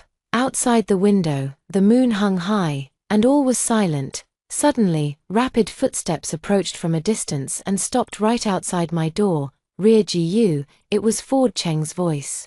Low and tense, I quickly opened the door to see Ford Cheng standing in the moonlight, his expression terrifyingly grave. "What's wrong?" My heart instantly tightened. Ford Cheng stepped inside, closed the door, and then spoke. "I have a mission. There's trouble at the border. Our battalion is leaving immediately, now." My voice trembled. "In an hour." Ford Cheng held my hand. "I'm sorry. The wedding might have to be postponed." I fought back tears and forced a smile. "It's okay. I'll wait for you to come back." Ford Cheng's gaze fell on the shirt, and he reached out to gently touch it. For me, I nodded and handed him the shirt. "Try it on and see if it fits." Ford Cheng took off his military jacket and put on the shirt. The navy blue color accentuated his tall and straight figure, with the cut perfectly framing his shoulders and waistline. He looked so handsome that I couldn't take my eyes off him. "It fits very well," he said softly. "Thank you." We stood facing each other, neither willing to break this final moment of tranquility. Eventually, Ford Cheng sighed and took out a stack of documents from his briefcase. "This is the post-marriage plan I've prepared. Take a look first." I took the document and flipped through a few pages casually, only to be instantly stunned. This was no simple plan. It was clearly a manual, from housing allocation to children's education, from household expenses to holiday arrangements. Every detail was covered, complete with annotations and revision marks. "How long have you been preparing this?" I asked softly. Ford Cheng looked somewhat embarrassed. "Since the day I met you." I could no longer hold back my tears. This man had already planned me into his life from such an early stage, and this too. Ford Cheng took out another passbook. "My savings, I'm entrusting them to you." I opened the passbook, and the number on it made my eyes widen. A full 5,000 yuan, in the 1980s. This was an absolute fortune. "I can't accept this," I quickly declined. Ford Cheng pressed my hand down. "If I don't come back, don't talk nonsense." I abruptly covered his mouth. "You must come back. I'll wait for you." Ford Cheng gazed deeply at me, then suddenly pulled me into his arms and kissed me. The kiss was urgent yet tender, filled with reluctance and promise. I responded until breathing became difficult. "Wait for me to return," he whispered in my ear. "I will." When I saw Ford Cheng off at the assembly point, the soldiers of the 3rd Battalion were already ready to depart. Wang Jiqiong spotted us and tactfully walked away. Ford Cheng embraced me tightly once more, in front of everyone. "Regiment Commander Cheng, it's time." The messenger came running to report. Ford Cheng nodded, gave me one last look, then turned and jumped onto the truck. The convoy slowly started moving, disappearing into the pitch-black night. I stood there until the last taillight vanished from sight. Back in the dormitory, I couldn't sleep all night, flipping through the post-marriage plans Ford Cheng had left behind. Every page was filled with annotations, some sections even revised repeatedly. In the chapter on children's education, he wrote, "I hope our child will be as kind and strong as their mother, but not endure as much hardship as she did." My tears soaked the pages. At the break of dawn, I was startled awake by a series of urgent knocks on the door. Opening it, I saw Wang Jiqiong, his face unusually grim. "What's wrong?" My heart instantly leaped into my throat. "Enzo Song has been reported." Wang Jiqiong lowered his voice. "Suspected of accepting bribes, he's under investigation now." I froze. "When did this happen?" "Last night, right after old Cheng left." Wang Jiqiong's expression was complicated. "The whistleblower was Isla Lin." "What?" I could hardly believe my ears. "She reported Enzo Song." Wang Jiqiong nodded. "Apparently, Enzo Song refused to help her son get a job. In a fit of anger, she exposed the bribery." I was too shocked to speak. "Those two, who were so deeply in love in their past life that they could make my daughter pull the oxygen tube. Now they've turned against each other. There's something even more bizarre." Wang Jiqiong glanced around and lowered his voice further. "Enzo Song insists that old Cheng framed him, and even said, 'This border mission is a trap.'" A chill ran down my spine. "What does that mean?" "Not sure." Wang Jiqiong shook his head, "but before leaving, old Cheng told me that if he didn't report back within 3 days, I should have you go find Division Commander Lee." My legs went weak, and I had to grab the doorframe to keep from collapsing. Had Ford Cheng sensed the danger all along? Then why did he still go? Political instructor Wang. I forced myself to stay calm. "Do me a favor. I need to see Isla Lin." In the military district's confinement room, Isla Lin looked haggard, her usual arrogance completely gone. When she saw me, she froze for a moment before sneering. "Here to laugh at me? How much do you know about Enzo Song?" I got straight to the point. Isla Lin's smile stiffened. "What do you mean by that? Was he planning to harm Ford Cheng?" I stared intently into her eyes. Isla Lin's expression changed, and she suddenly burst into laughter. "Ha ha ha, only worrying now. Too late. Ford Cheng is probably already." My heart nearly stopped. "Already what?" Isla Lin leaned closer to the iron bars, lowering her voice. "Why do you think Enzo Song was suddenly reported?" "It was to stall the investigation team, to stop them from discovering the border intelligence was fake." I felt as if I had fallen into an ice cellar. "You set a trap." "Not me." Isla Lin shook her head vehemently. "It was Enzo Song. He hates Ford Cheng for taking you away, and even more for Ford Cheng knowing about his father's betrayal of his comrades back then." I turned and ran, hearing Isla Lin's hysterical screams behind me. "Rear GU. Save me, Enzo Song will kill me." When I found Wang Jiqiong, he was pacing anxiously in his office. I told him the information I had gotten from Isla Lin, and his face instantly turned deathly pale. "I must report to Division Commander Lee immediately." Wang Jiqiong grabbed his hat and was about to leave. "Wait." I stopped him. "Does Ford Cheng know about this?" Wang Jiqiong hesitated for a moment, then nodded. He had suspicions before setting off, but military orders are absolute. My world spun. Ford Cheng went despite knowing it might be a trap. "That fool, I'm going to find him," I said firmly. "No," Wang Jiqiong flatly refused, "it's too dangerous." "Then help me contact Division Commander Lee," I compromised. Division Commander Lee was a white-haired old general with eyes as sharp as an eagle's. After hearing my account, he remained silent for a long time before suddenly asking, "So you're Jiu Jigua's niece?" I was taken aback. You know my uncle, more than just know. Division Commander Lee sighed. I was the deputy commander in that battle back then. He stood up and walked to the window. Ford Cheng's father and your uncle were both my closest comrades. My heart raced. Then Enzo Song's father, traitor, Division Commander Lee said coldly. He betrayed the marching route, leading the entire company into an ambush. I finally understand the feud between Ford Cheng and Enzo Song. This isn't just a simple personal conflict, but a hatred forged in blood and fire. Commander Lee, Ford Cheng is in danger, I said urgently. Commander Lee nodded and picked up the phone. Get me the border command center. Every second felt like an eternity as we waited for the connection. Finally, someone answered on the other end. And Commander Lee quickly explained the situation. After hanging up the phone, his expression grew even more solemn.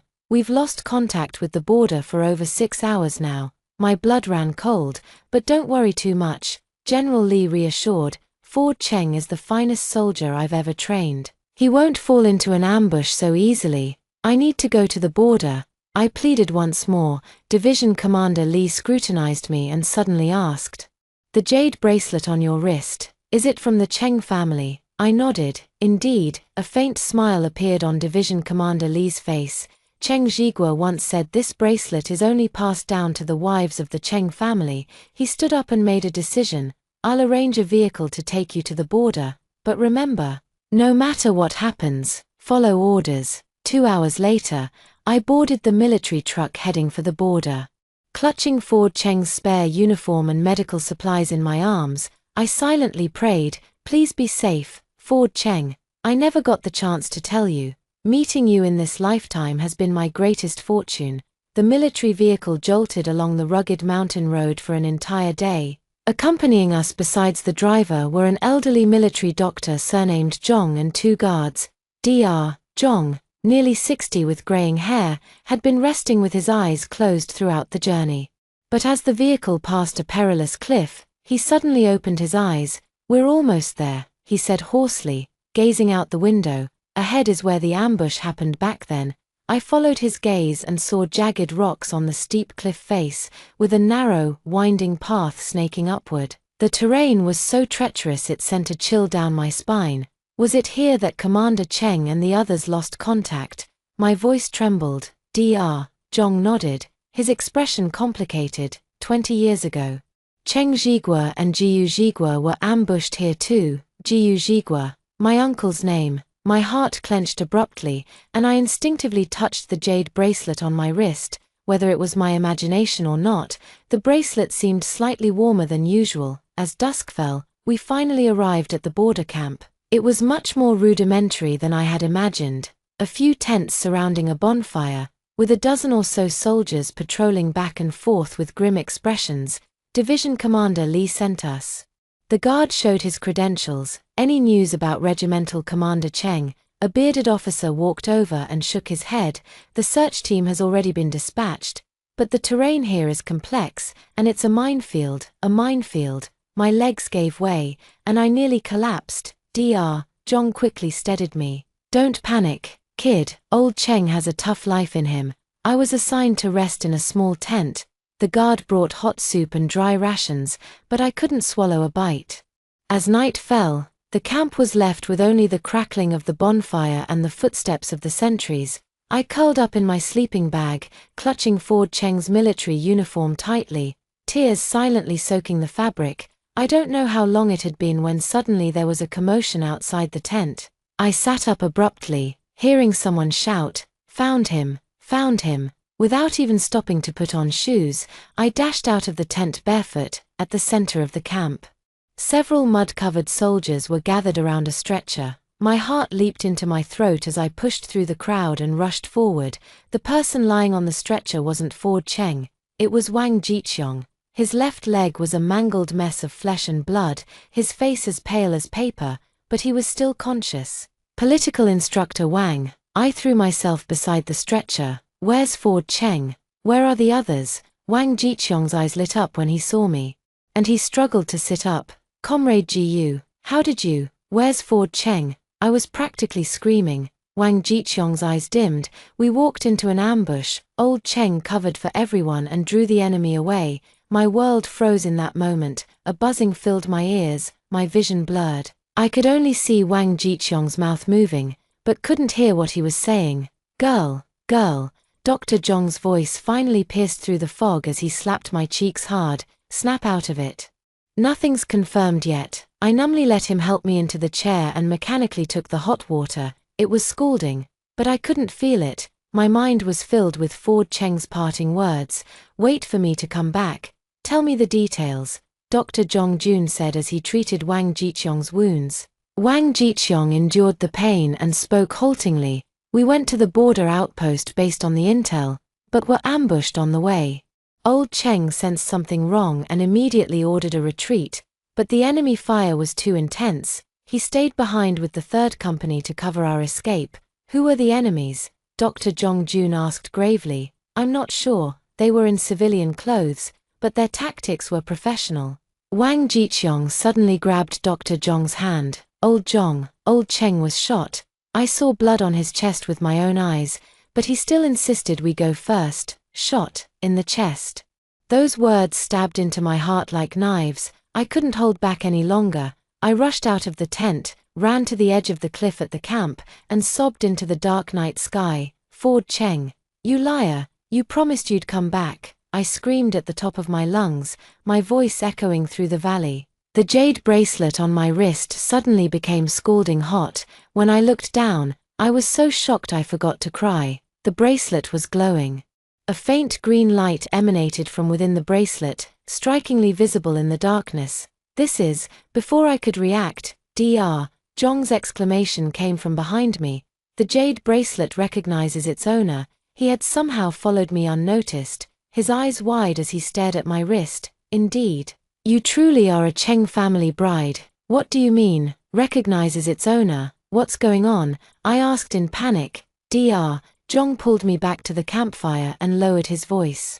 This bracelet is a Cheng family heirloom. Legend says it glows when worn by the true bride of the Cheng family. He paused, then added, the last time it glowed was 20 years ago, when Ford Cheng's mother wore it. I touched the scorching jade bracelet, both startled and puzzled. But what does this have to do with Ford Cheng now? Listen to me, child, Dr. Zhong said with a grave expression. There's a legend about this bracelet. When a member of the Cheng family is in mortal danger, it guides their loved ones to find them. My heart pounded like a drum. You mean, it can lead me to Ford Cheng? Give it a try, Dr. Zhong sighed. It's better than just waiting here helplessly. We sprang into action immediately. Dr. Zhong convinced the camp commander to organize a 5-person search and rescue team, consisting of me, Dr. Zhong, and 3 border guards familiar with the terrain. The jade bracelet's glow flickered intermittently, like some kind of signal. Following its guidance, we advanced along the steep mountain path. The night was pitch black, and the flashlight could only illuminate a small patch of ground beneath our feet. After walking for what felt like an eternity, the bracelet's light suddenly intensified. Over there, I pointed to a narrow path almost completely hidden by weeds. The soldiers carefully cleared the way as we pressed forward with difficulty. Suddenly, the soldier at the front raised his fist. The signal to halt. There's movement, he whispered in a hushed voice. We held our breath and listened intently, hearing faint moans coming from ahead. My heart was pounding so hard it felt like it might leap out of my chest. Without thinking, I rushed forward. Under an overhanging rock, Ford Cheng lay covered in blood, his face frighteningly pale. His military uniform was soaked through with blood. His right hand still gripping a pistol tightly, but his consciousness was fading. Ford Cheng. I threw myself beside him, my hands trembling as I checked his injuries. There was a gunshot wound on his chest, still oozing blood, and his right leg was also injured. Fortunately, neither was in a fatal spot. Dr. Zhong quickly took over, skillfully treating the wound. He's still alive. Hurry, prepare a stretcher. While waiting for the stretcher, I tightly held Ford Cheng's hand, continuously calling his name. His eyelids fluttered slightly, as if trying to open but unable to. Hold on, please. My tears fell onto his face. Suddenly, Ford Cheng's lips moved slightly, and I leaned in closer to listen. Gu, Shen. His voice was so faint it was almost inaudible. I'm sorry. Don't speak, I choked back a sob. Save your strength. We're getting you back right now. Ford Cheng seemed to want to shake his head, but didn't even have the strength for that. His hand moved slightly, pointing to his chest pocket. Carefully, I reached in and pulled out a small notebook soaked in blood. This is, give, to you. Ford Cheng's voice was faint as a whisper. I opened the notebook and found it was Ford Cheng's diary. The most recent page bore the date of the very day he had set out. If I don't make it back this time, Rear Gu, please remember, meeting you was the luckiest thing in my life. I wanted to give you a home, but now I'm leaving you alone again. I'm sorry, and I love you. The handwriting was blurred by rain or blood, yet still legible. I could no longer hold back, clutching him as I broke into uncontrollable sobs. The stretcher finally arrived. The soldiers carefully lifted Ford Cheng onto it, and Dr. Zhong administered and 4 drip throughout the journey back.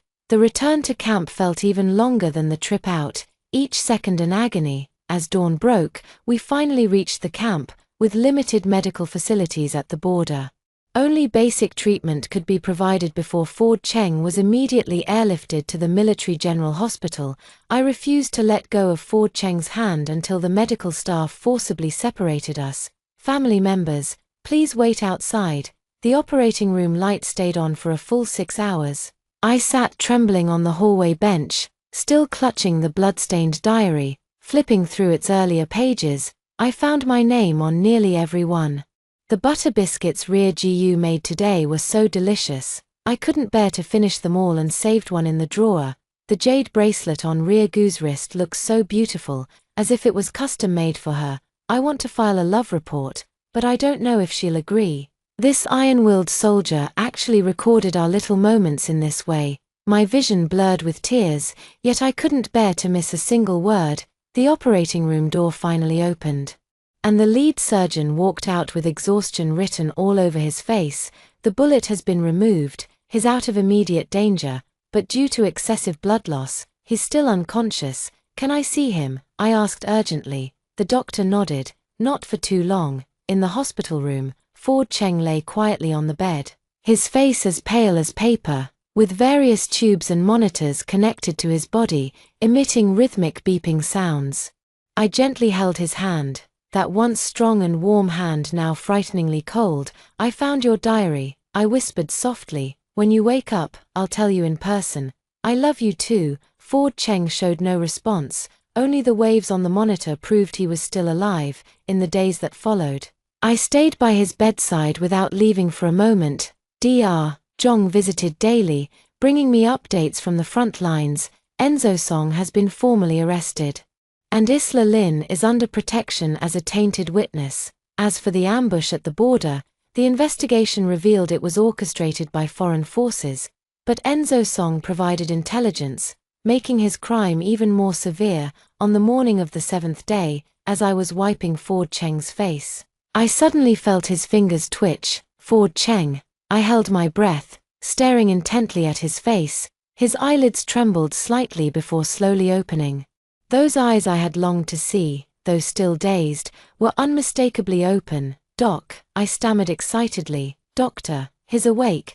The medical staff rushed over to examine him and confirmed that Ford Cheng was out of danger. After they left, the ward was finally quiet with just the two of us. Rear Gu. Ford Cheng's voice was weak and hoarse. Are you okay? Even at a time like this, his first words were to check on me. Tears welled up in my eyes again. I'm fine, but you're not. Do you have any idea how worried I was? Ford Cheng wanted to raise his hand to wipe my tears but gave up due to weakness. I took the initiative to hold his hand and pressed it against my cheek. Did you read the diary? He asked softly. I nodded, my tears wetting his hand. Yes, I read every page. Then, the answer. Hope flickered in his eyes. I leaned down and gently kissed his pale lips. I love you, Ford Cheng. Once you're better, we'll get married. Not a single day more to wait. Ford Cheng smiled, weak as it was, but it was the most beautiful smile in the world. A month later, Ford Cheng was discharged from the hospital, still needing a cane.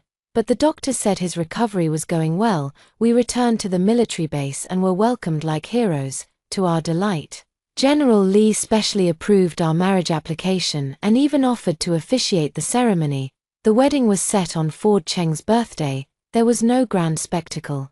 Just a simple ceremony and the blessings of our comrades. I wore a red chipao I had sewn myself, while Ford Cheng was in his military uniform, the medals on his chest gleaming. When exchanging rings, Ford Cheng's hands were still slightly trembling, but he insisted on putting the ring on me himself. Rear Gu. From now on, whether in good times or bad, I will stand by your side until the end of my life. As I placed the ring on his finger, I softly replied, Ford Cheng, thank you for giving me a home. In this life and the next, I will always follow you. Amid the cheers of everyone present, Ford Cheng leaned down and kissed me. At that moment, the jade bracelet on my wrist glowed warmly in the sunlight, as if blessing us as well. After marriage, Ford Cheng was transferred to work at the division headquarters and no longer had to go to the front lines. We were allocated a small house in the military family compound. Though simple, we made it warm and comfortable. Every evening, Ford Cheng would massage my fingers, sore from sewing. Every morning, I would prepare a steaming breakfast for him. On weekends, we would visit my parents at the hospital together or take a walk to the back hill, having a picnic under the big tree that witnessed our love. A year later, our twin sons were born. Ford Cheng, the tough soldier, unexpectedly became a super dad. Mastering everything from changing diapers to feeding and putting the babies to sleep, watching him play with the children, I often think to myself, this must be happiness, right? All the hardships of my past life have become worthwhile because of meeting him in this lifetime. I finally understand that rebirth isn't about seeking revenge for the past, but about cherishing the present and embracing the future. And that Enzo song Who Once Made Me Miserable. I heard he and Isla Lin turned on each other, and both ended up in prison. As for my daughter from my past life, she will never be born in this lifetime. But it's okay, my two sons will receive double the love and grow up healthy and happy under the care of Ford Cheng and me, in the quiet of the night. I often watch Ford Cheng and the children as they sleep, gently touching the jade bracelet on my wrist. It no longer shines, but I know it will guide us to find each other again when we need it. Because love has always been the most powerful force.